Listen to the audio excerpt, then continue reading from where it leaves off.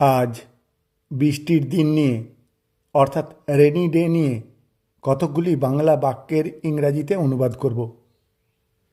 আজ সারাদিন ভারী বৃষ্টি হচ্ছে।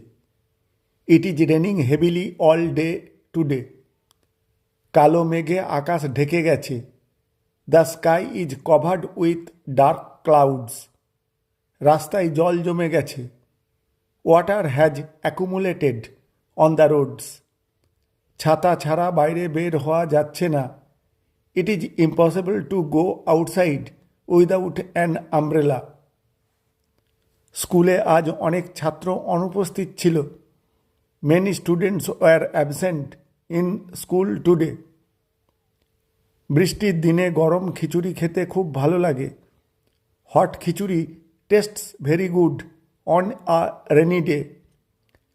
গ্রামের শিশুরা বৃষ্টিতে ভিজে খেলছিল। The village children were playing in the rain. সারাদিন আকাশে রোদ দেখা যায়নি। The sun was not seen in the sky the whole day. বৃষ্টির কারণে বিদ্যুৎ চলে গিয়েছিল। The electricity went off due to the rain.